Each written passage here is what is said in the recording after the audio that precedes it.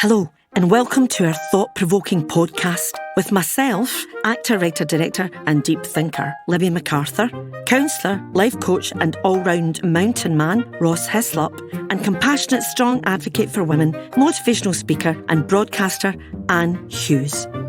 In this series of podcasts, we talk about the things that we hardly ever talk about. We attempt to unpack the obvious, important, enormous life topics, questions and controversial issues that no one hardly ever mentions or wants to discuss.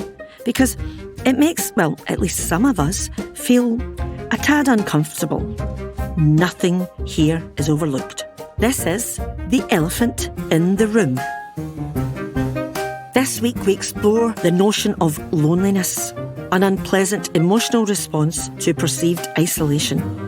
Most people experience loneliness at some point in their lives, and some of us far too often.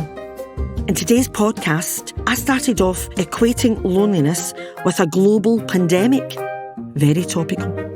It was a good springboard, though, into a really rewarding chat. Enjoy. Today's subject for our elephant in the room is one that I think is a pandemic.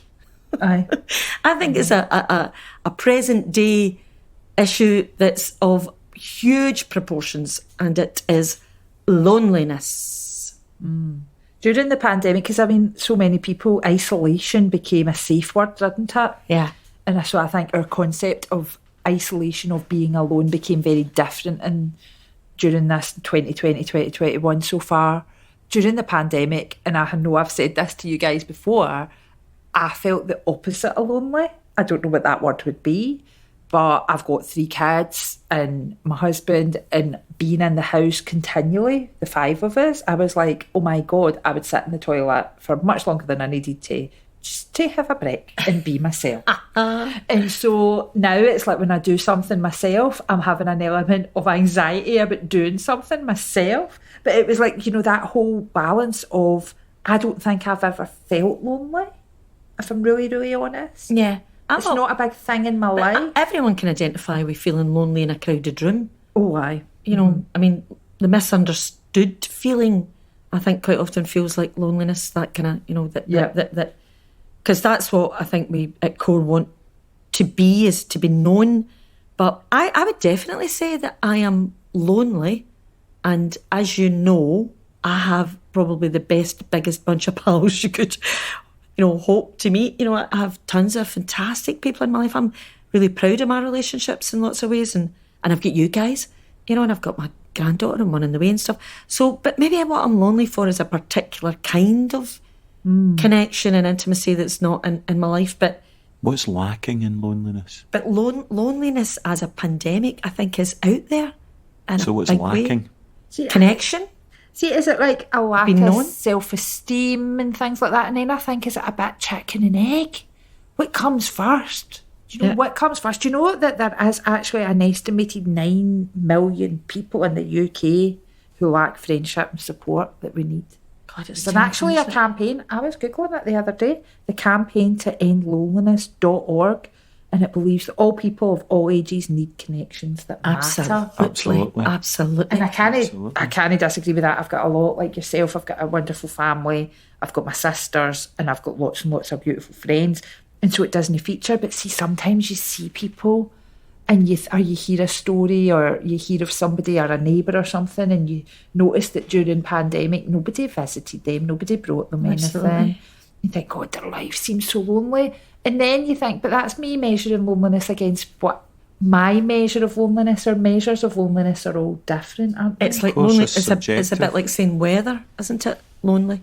I suppose we think about older people more, don't we? Especially if they've lost their long-term spouse, and that's a huge kind of full tilt catastrophe to suddenly be alone when you've been part of a partnership for decades and decades. I'm used to being on my own. I've always done things on my own. I'm a bit of a chronic independent, so I wonder if I experience my loneliness in a different way from, say, you hear all those stories about the wee woman in the care home, and she dies and they go to tell her husband, and he basically says, I know already, like folk who are so connected with each other, they know when the other one's left, kind of thing. And then the loneliness there, I think, must be really acute, you know? I think when you think of somebody that's lonely, or we conjure up an image of what loneliness is, I personally wouldn't look further down the line at what health implications that's going to... Well, how can loneliness have a health implication? You're having 3 meals a day, you know, you've got your heating on, but it's having a detrimental effect to our healthcare system, and it's got a detrimental effect not only to your mental health but your physical health as well. I looked at statistics in a functional magnetic resonance in the brain that somebody that's chronically lonely, it affects the same place in the brain as physical pain or assault. Yeah. So it's an actual assault on the system. It's a trauma on the system. Yeah. Higher rates of depression, anxiety and suicide. Actually, I looked up some stats at that, and it said you're nearly 4 times, if you are lonely... 4 times? 4 times increased risk of death. If you're lonely? If you're lonely. 68% increased risk of hospitalisation and 75% increases in visits to the ER. Oh my but goodness. it's such a taboo to say, though, I am lonely. And it wasn't in preparation for this talk at all, but I remember the dates. It was last month. I'd come back from a very, very busy month, and I had granted myself 2 days off. It just so happened it was on a Monday and a Tuesday. And I woke up on the Monday morning and I was cuddling my pillow. I'm single, and I was thinking to myself, oh, what am I doing cuddling the pillow? And it was almost like I was needing to be held or hold somebody. And then I went about my Monday. I was still bedraggled because I was tired, but then I moved into the Tuesday. And on the Tuesday, I was out walking the dog. I walk the dog every day. I never give it a thought. Or do I? Is it going on at some level in my mind that I'm not necessarily aware of? But on that Tuesday, I was walking the dog and I was thinking, I'd really love to share this with somebody. I'd really like somebody to be here doing this with me just now. And as soon as those feelings, as soon as they arose, I was so quick to be able to push them back down again and just get on with it. Just get on with it. Just You'll be absolutely fine. Yes. Just get on with it. And you might pick up the phone and phone somebody and have a mediocre conversation to fill an hour of nothingness. You know, how many of us are actually able to admit that we are lonely? And you know, Ross, it's funny, that thing of nothing compensates for it. I remember I got a job with Scottish Passport and Disney took us to America, and I was in Orlando, Florida, and I alone had this apartment, and the bed was like a cartoon bed, you know, like, you know, you go to Blackpool and come back with a big mad toothbrush or a big tummy tuck or something. The bed wasn't king size, it was king size plus. My 5 pals could have got in that bed and we could have all been comfortable. And there was champagne in a big bucket, and there was fruit in a big, massive, big pyramid, and there was nobody there but me. I was in that big room on my own with a balcony and tellies in every room, and I had a jacuzzi thing and all that. And it was excruciating to be in my own.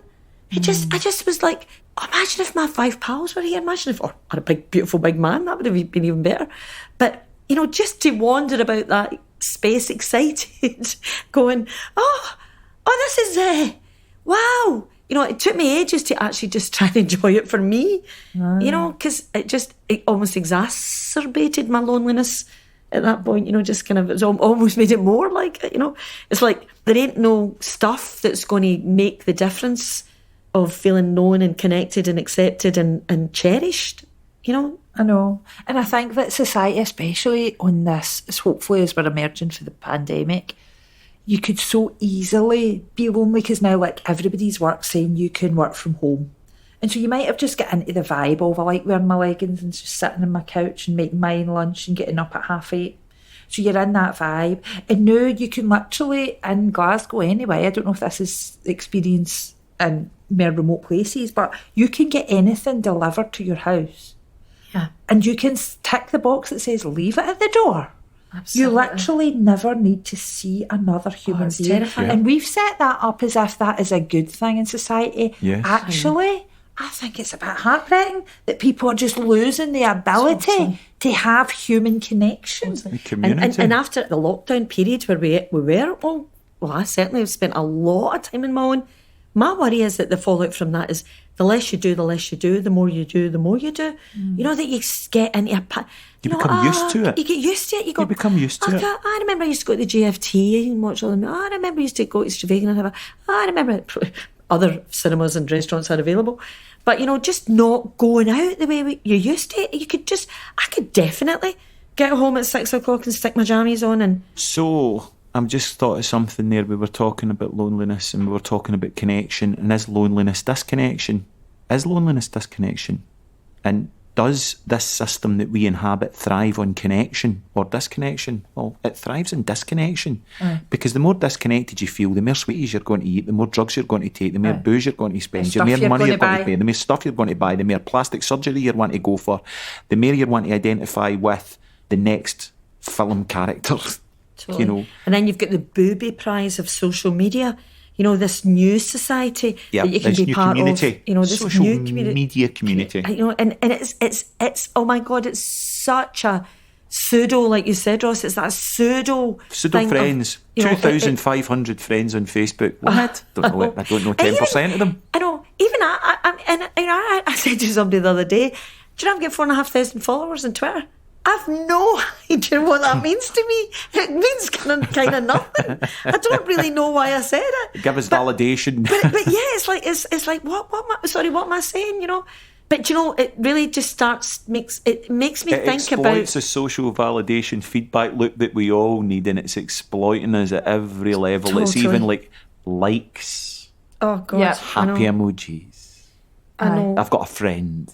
I've turned off my notifications on my social media so I don't get notified, so I don't get pinged, and I look at it when I want to look at it. And I did that ages ago, like a year ago or something longer.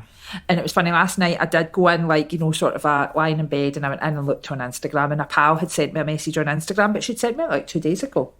And I messaged her and I was like, you need to text me, I don't check this. I know the idea. I don't. So you need to like actually text me, let's go for lunch. I don't like to converse with people in a social media environment. I don't think it's real. But for some people, if you're at home and that is your only social connection, and you've justified to yourself that this is a good way. I've got hundreds of pals that are all interested. You know, you've seen the funny pictures of people who are taking a picture of themselves ready for a night out, and actually they've got their jammies on. They're kidding on, they're going on a night out. They've just put a face of makeup on and a nice top to kid on they're going to do something. No. And you think, God, when did our life become so fake? Yeah. So It's lonely. okay to say to somebody, I'm a bit lonely, do you fancy meeting in the real world?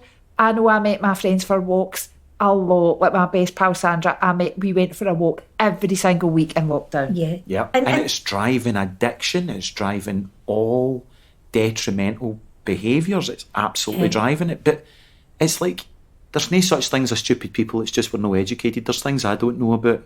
And do we ever sit down when we're drinking too much, or do we just think, God, I'm drinking too much, and then feel really ashamed? Do we ever really question and go, why am I drinking too much?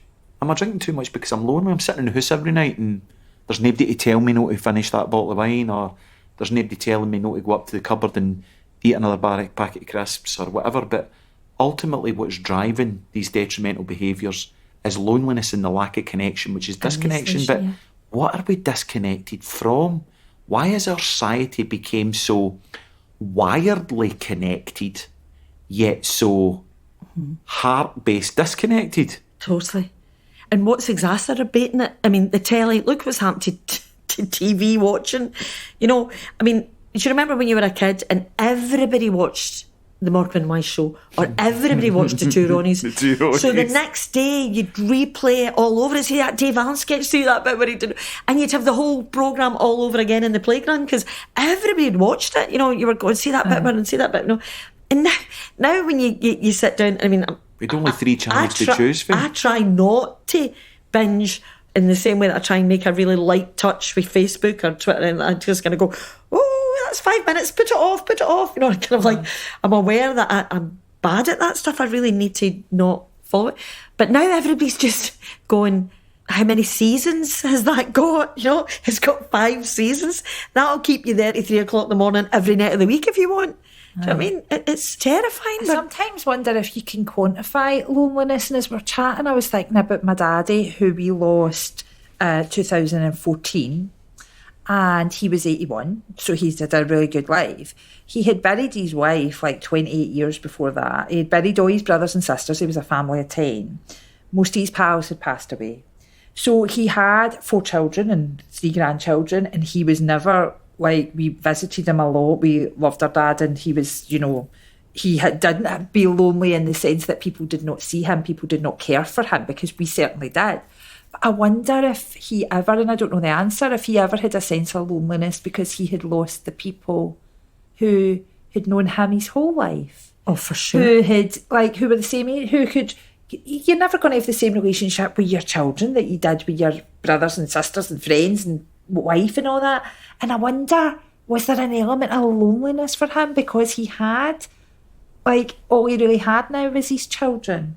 Absolutely. Did he have anybody else? Did he feel lonely? I don't know the answer. When my dad was in his 80s and he had elected to leave the planet, he was like, I'm getting up the ghost, I'm out here, hen. And he was very clear about it. He's basically said, I'll give you Christmas Day and hug me and that's your whack. Died on the 1st of January. And one of the ways that he tried to explain it to me was he said, all my people are gone. Aye. And he was the youngest of 4 brothers and 2 sisters and obviously his parents. But he was basically saying, you're all fine, you're licensed to leave, but all my people have gone, all my pal, and it's, I think he was, he there levels of loneliness then? Levels of loneliness, what just jumped into, and jump in, it was just what you said there, which was beautiful, that really touched me. All my people have gone. Mm-hmm. That really touched me when you said that, and it got me thinking about, what about my inner community? What about my internal community? My 3-year-old, it's gone. Do I miss my 3-year-old? Do I miss those times? Did I take advantage of being Do I miss me? 7? Do I miss me? Is that why I'm lonely? So when you said, your dad said, I've nothing to be here for, my people have gone. Mm-hmm. Do I look back in my life and go, I could have been more productive in my 20s? Yes. I could have laughed more in my teenage years and been less rebellious and been more creative. Could I have settled quicker in my 30s? Yeah. And am I looking at life now the way your father looked at it, with the death and loss and tragedy, but leaving those parts of myself that haven't caught up, that 20-year-old, that 13-year-old, that 7-year-old? Am I lonely because they've gone? I think that's brilliant. I love that phrase, you missed yourself, you never went to that party. And the part of you that did go to the party had a great time, and then you meet up your pal and they go, oh, you missed yourself. I love that phrase. But I think you've hit on something there, Ross, that if we're going to say anything as elephants, then we're always trying to sort of say, what's the upgrade on this thinking? What's the upgrade in this? These, trying to be more aware and more, raising our consciousness about these things. Then let's actually go to where we always go with loneliness and start talking about, you touched on it earlier on, Ross, what is it that drives loneliness? What is, how do we end up being there? Trauma. Yeah, we didn't used to live like this. This is the new illness, loneliness. This is the new... I remember when I started going out with Brian's daddy, you'd go to his mammy's house in Maxwelton Road and the mates would come round with a sponsor sheet because they were going round Hugginfield Lock to raise money, and they would come round, but they already had 10 signatures because 2 doors down was their auntie and 2 doors down was their big cousin, and 2 doors for that was their other auntie and 2 doors for that was their mammy and daddy, and they all lived in Maxwelton Road. They were all 2 or 3 doors down. So when the main sponsor sheet came to us, it was full. And that's the way people used to live. We don't live like that anymore. We don't, and like you were saying, Anne, earlier on, this is meant to be progress. This is meant to be as an advantage to have, our own space and our private dwellings and our separate. I love it when a documentary goes to those poor people in India, and we'll go over to those poor people in India, they've got nothing, and you walk into a room and there's 20 folk, all dead fit, so they're on their hunchers. Feel lonely. And there's 6 generations of women, all squealing with laughter, all, passing around food, all breaking bread with each other, and you're just going to go, what is poverty? Exactly. What is poverty? I wonder, is loneliness is poverty. Something that we could say as a new thing? Is it something, because sometimes there's things that you can say, people never used to talk about mental illness, so it wasn't that it didn't exist, it was just people didn't talk about it. But if we go to loneliness, is it actually something that's just an issue now in our society because of the way we've built society, because our community living as groups living within, everybody lives in the one street? That just doesn't happen anymore, and we've convinced ourselves that that's a good thing. But now we've got 9 million people in the UK that are actually, the word is in that website, chronic loneliness. Imagine chronic and inescapable loneliness. They can't get out of it. And I think for me, a lot of things do come back, so I hope I'm not going off topic, is about that authenticity about me actually being authentic and being me enough to be able to say to the people that I love and I care about, I'm feeling lonely just now, and not seeing that as a weak point, not seeing that as an Achilles heel. That's where they'll attack me if I show weakness. Actually, what makes me strong is my weakness. If I own it, that's what makes me strong. It is. And And of course, I think people aren't willing to own words like loneliness anymore. And of course, the big joke is that if somebody's actually in their authenticity and talking about their vulnerability, we kind of love it. It's empowering, it engages us, it connects us in a way that, that's why we tell story. Story is all about actually, a return to love, a return to connection, that's why celebrity is the opposite of creativity, which is all about isolating. And I think loneliness also trips in it. Look at poor Britney Spears now. God bless her, I know. I'm sure she's really struggling, completely, she's trying to get away from her dad and she can't, talk about being isolated, talking about, anyway, fame is fatal, that's another elephant. But yeah, what are the choices we're making? And again, let's get back to kind of, personal accountability here, because I personally know that when it comes to, say, for example, walking down the street and I'm in a particularly grumpy mood with myself and I don't like me that day, and I see somebody who I like, but I can pretend not to see them. I can pretend to kind of like talk to the dog or kid, I'm looking at my phone or something, just because I'm not quite ready to make that engagement thing there, and I catch myself withholding a wee bit, and it's like, how much do we add to our own loneliness, Aye. I think one of the things that us Celts... So are we saying then that loneliness could be addictive because of the chemical component that we get when we're in that mindset? Well, the less we do for sure, and the more we do, we know that about human beings. But, you go into a cafe or a restaurant, right, and you might see somebody cleaning out, well, it used to be cleaning out the ashtrays or cleaning out the glasses or whiting tables and stuff. And I often think I must have been a maitre d' in a past life, because I often look at the service in a space, and all she's doing is avoiding coming up to a table and going, hiya, how you doing? What can I get you? What would you... Because it takes a big commitment to connect and make eye contact and reach out and be in service to others. So she's going to be just a displacement activity, busy, make it look like she's doing a good job, but actually not coming up and putting her hand in the back of somebody's chair and making eye contact and going, how you doing? What would you like to eat? What would you think? Some people don't realise they're lonely. Because I started this by saying, I don't think I know what loneliness feels like. And now I'm thinking about points in my life where I did feel lonely. So do you think there is, like, we're almost in denial of our own loneliness? Or denial, is it denial, or is it that we're adaptogens, we adapt. The human organism is an adaptogen. So if you feel lonely for a day, on a scale from 1 to 10, if I said, how lonely do you feel? Oh, I feel about a 9 or a 10. Day 2, how lonely do you feel? I feel about an 8. Day 3, a 6 or a 7, but actually you're still a 9. It's just because the organism's starting to become so used to it so quickly, because that's what we do, so we adapt to it. So if our inner state is lonely, and then we look at our personality type that has to be larger than life, or has to be seen when we go into a room, or indeed asking somebody like, you bought yourself that new shirt, how did you feel when you bought it? Felt fantastic when I bought it. How did you feel 10 minutes after you get home with it? It's just gone. I'd nowhere to put it, because it's like trying to feed a hungry ghost when you're lonely, because in loneliness it doesn't have anywhere to land. Because if it did have somewhere to land, it would start to make us more buoyant and our endorphins would start to increase the happiness. But when happiness is short-lived and we're constantly looking for happiness in the next thing or the next activity, I think that's what I was trying to say earlier on when I was thinking about, I started saying about that experience in the Monday and the Tuesday, cuddling the pillow and then being lonely the next day. And very quickly I just went, let's snap out of that and go for a run. And, I exercise a lot. Am I running away continually from loneliness? Because I don't feel lonely, but I exercise. I run 6 miles every day. I hike every weekend. And if I don't, I think I become a basket case, I become brain fogged, but actually how I become is I become lonely to myself.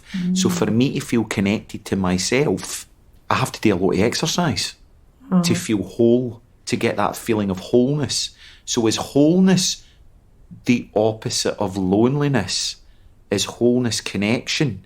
Is loneliness disconnection? But why are we split? Yeah. Do you feel guilty if you feel lonely, and that's why you get the trainer's own? Because I know, and we're joking about you doing this 10 days, 10 days, Ross, where you're just having juices and water and stuff, and how we couldn't do that. Could you do 10 days on your own without going for a run or a hill walk? I'm not suggesting you do it. Oh, well, I did. I went into a dark room therapy. I did 10 days in a cave where I was starved of light for 10 days. So I done that. I've done that in 1996, so I've not got any trouble with that. I would do it again. I would do it tomorrow if somebody offered me it. Could no qualms with doing that. I think, this is something that's an maybe idea. Maybe that's different. Maybe that's, because we could talk about solitude, and solitude is a choice. We could talk about the Zen Buddhist monk.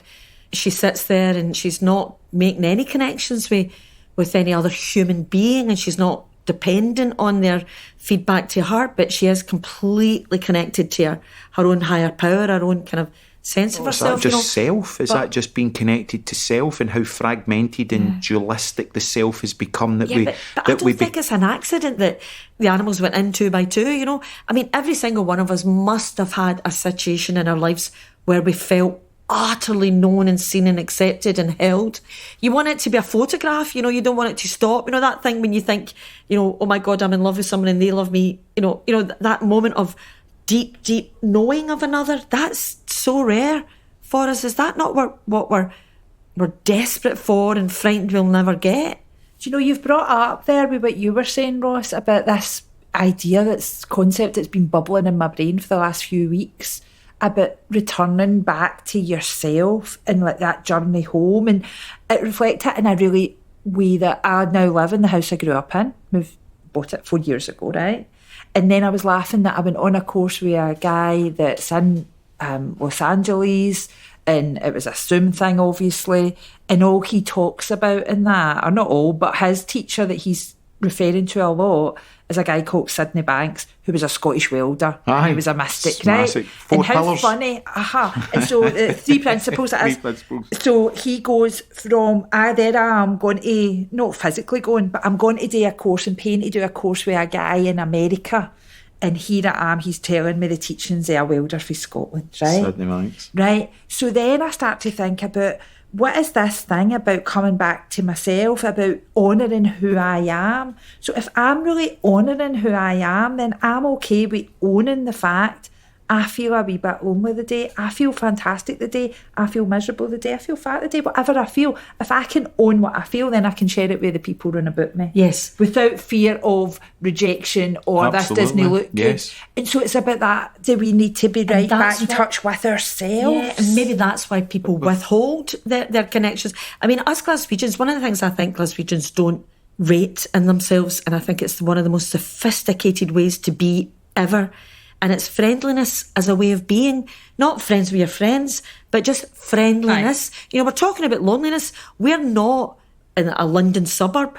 We're not in one of those hick towns in America where I think loneliness could be really, really terrifying. In Glasgow, any bus stop, any queue, you can strike up a conversation and it's normal. Try doing that in London and they'll think you're... Try doing it in Edinburgh. I think as well, though, you look at, there's some wee towns, I'm sure all over the world, but like down in Ayrshire, where there is so much poverty that even the shops have shut down because nobody's got any money to spend.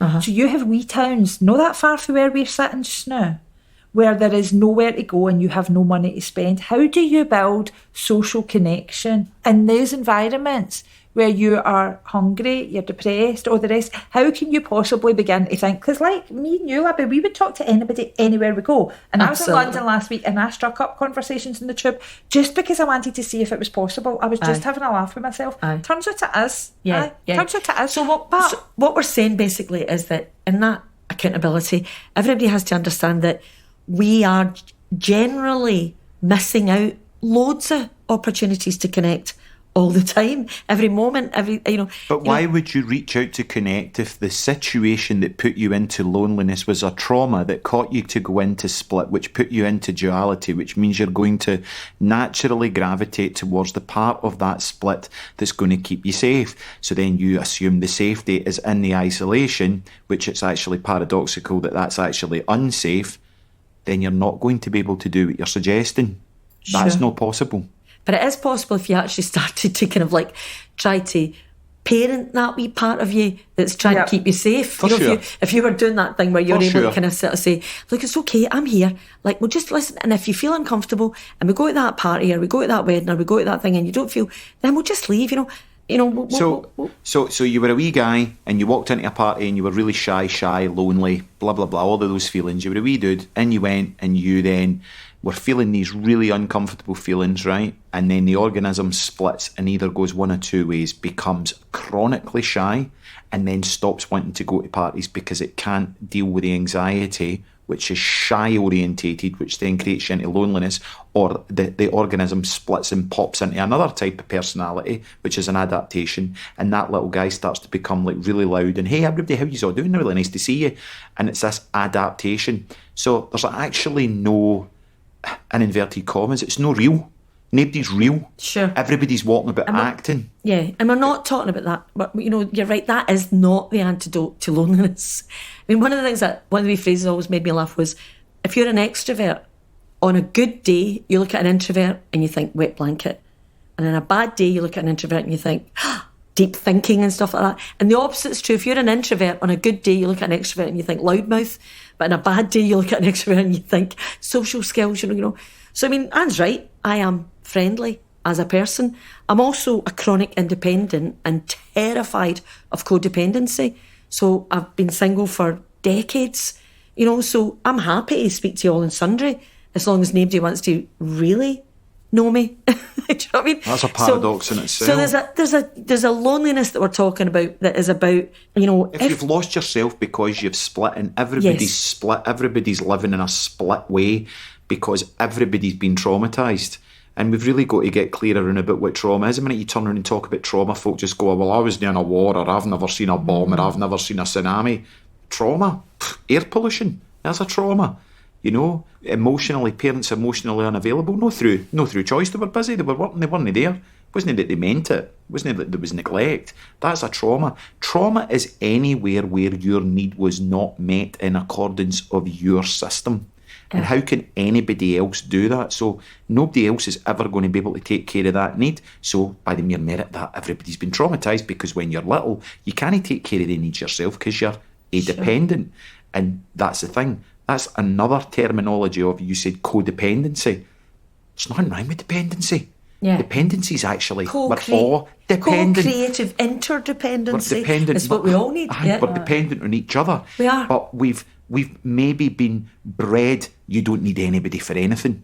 You'll do that yourself. You don't need to ask for help. And what's that bred? Well, is that bred loneliness?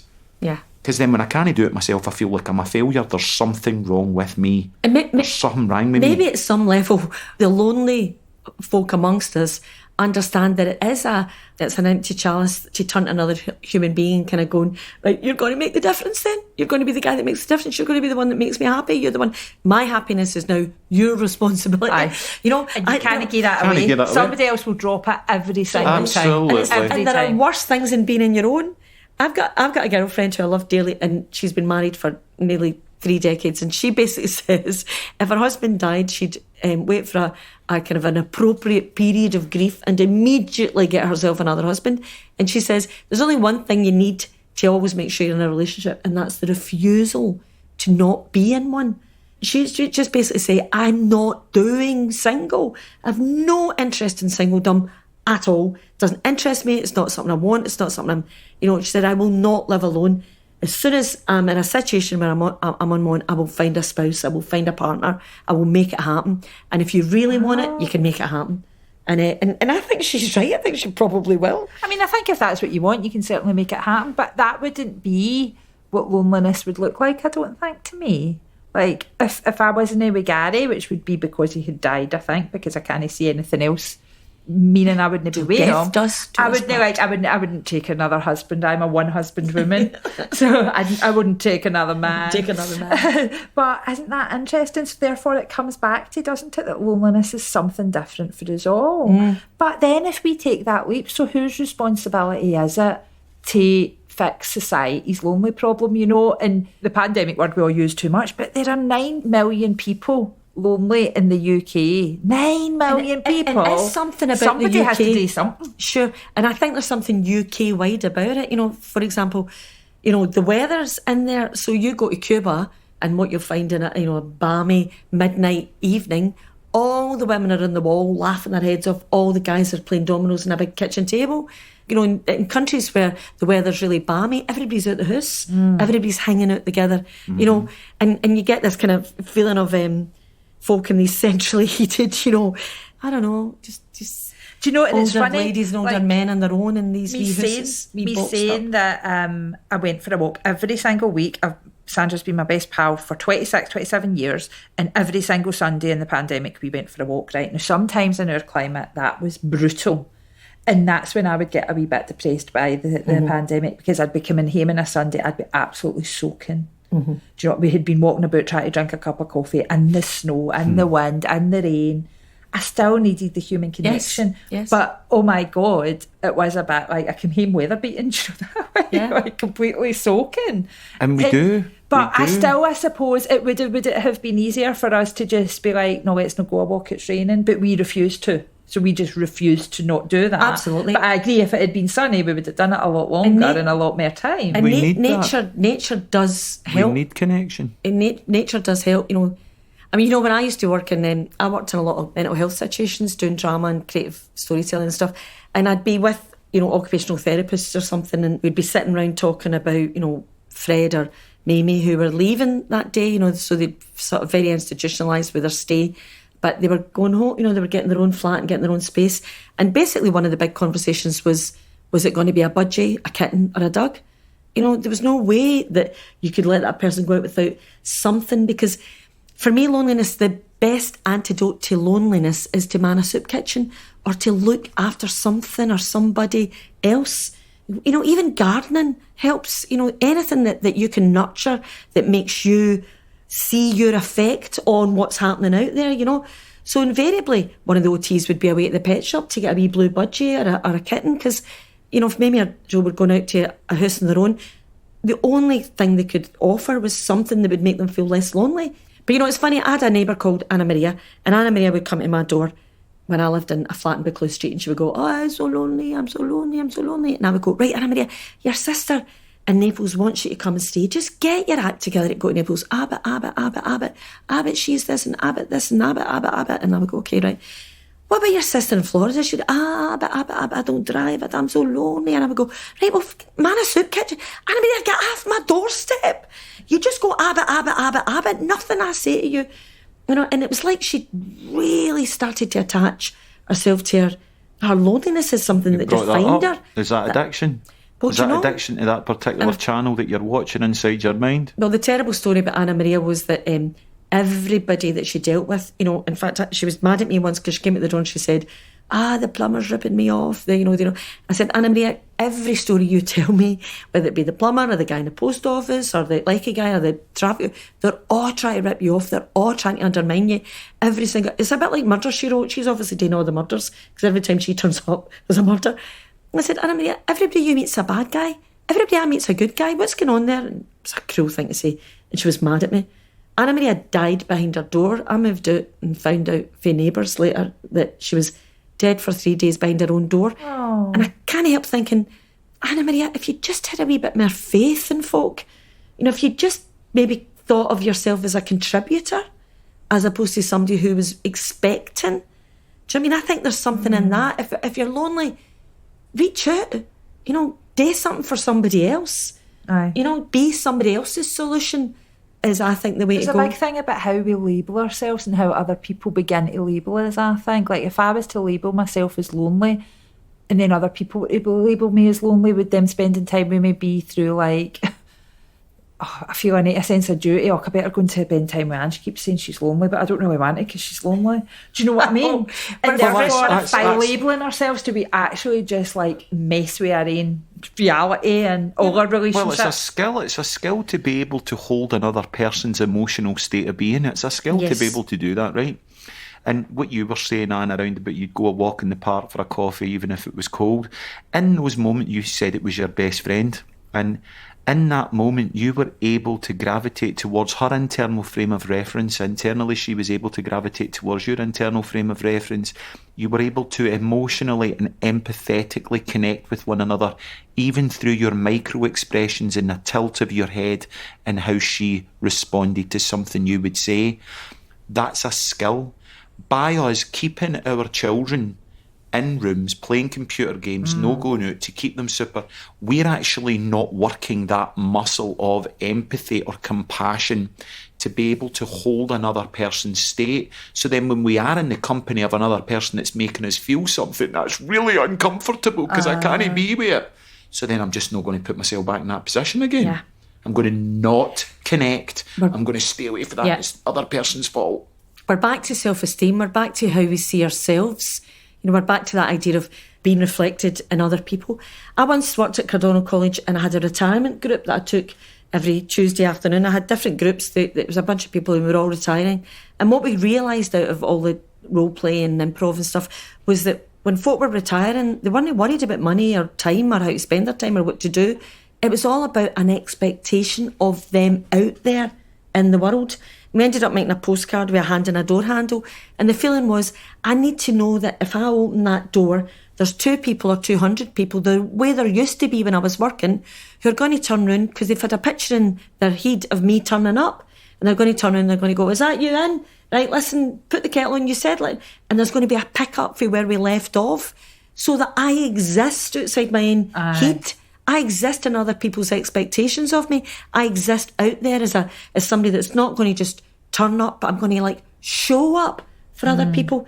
For me, the antidote to our loneliness is about risking rejection enough to actually say, can I help? Can I be there? Can I be with you? Can I do something? You know, and as I said, I think us Glaswegians are very sophisticated in our friendliness, and I think that needs to be seen as the incredible, powerful place that it is. The calling upon us that as soon as you start to, I understand if you feel lonely and that leads to low self-esteem and anxiety and all the rest of it, it can become a vicious circle.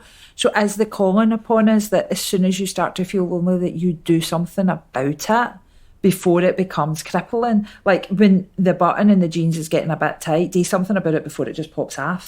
Do you know what I mean? It's like, you know, when the motor starts making a funny noise, take it to the garage before the noise gets worse. And it's about, we do have power, therefore, to change the direction that this is going to take. And that experience, you know, it's like a snowball effect. You know, the more that you actually reach out and you get that, you know, like Ross, I think you're right. The social media, you know, my God, the online dating, it made me laugh. And a girl the other day said, and they're all nutters. And you're like, surprise, surprise. If you're online dating, go and meet folk in the park. Talk to somebody who you can get their energy. Aye. You know, so it's the dare and do of connecting and reaching out, isn't it?